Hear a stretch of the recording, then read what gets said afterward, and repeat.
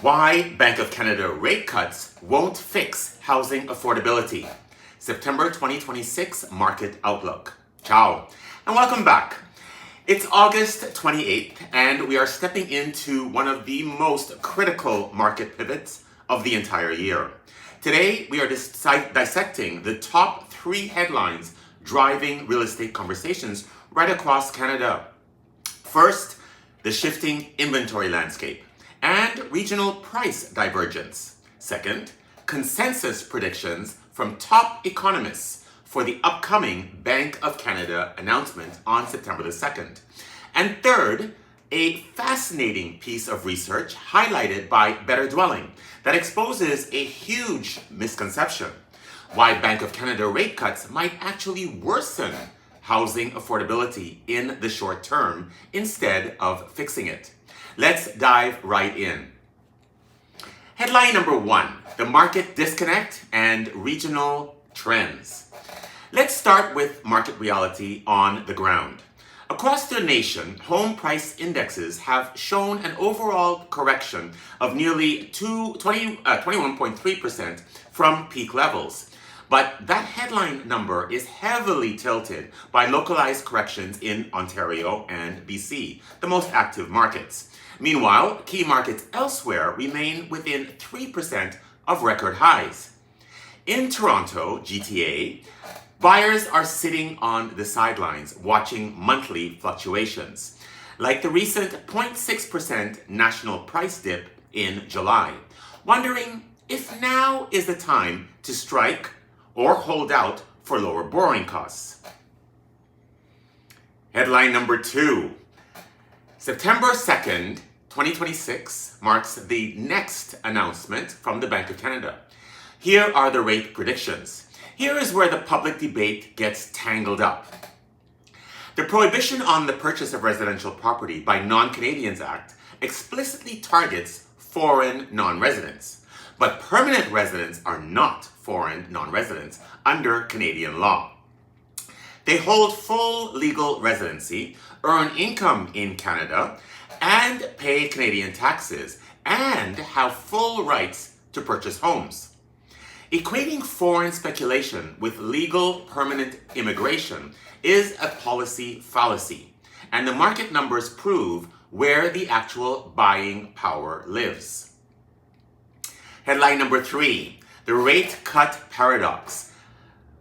This is a Better Dwelling analysis. Now, headline number 3 is where things get truly interesting.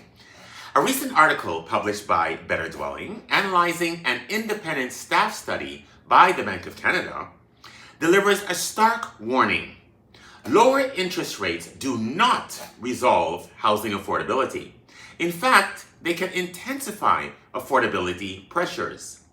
Public policy often treats rate cuts as a cure-all for homebuyers and investors, but central bank research proves otherwise. The supply and demand mismatch.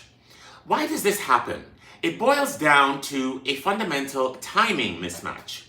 When interest rates drop, buyer demand responds almost immediately. Lower borrowing costs boost purchasing power and pull buyers off the bench.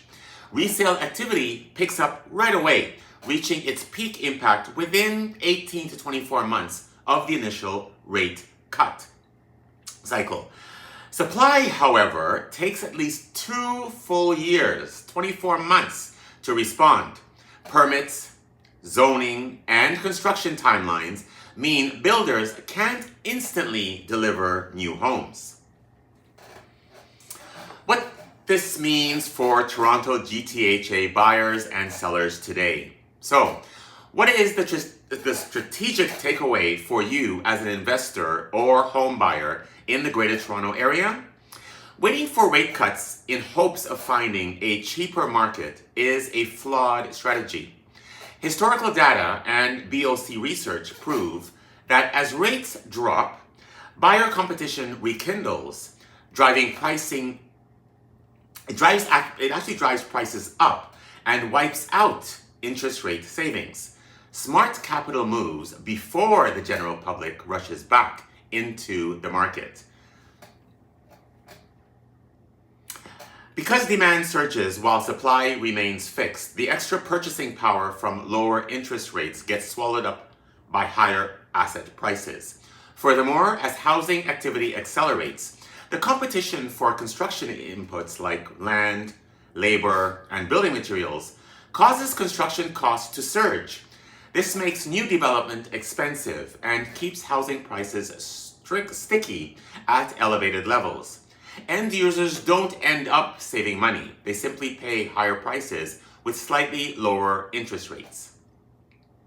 If your goal is to build long-term wealth, focus on negotiating strongly while inventory levels give you leverage today. Do not try to time central bank announcements. Time in the market wins every single time.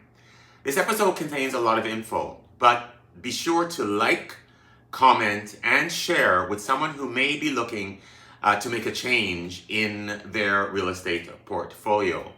I'm hosting a market and mortgage update seminar on September 9th, so just in a couple of weeks. You can register using the link in the show notes or elsewhere in social media. Thank you for tuning in. And remember, we build wealth, real wealth, brick by brick. Ciao for now.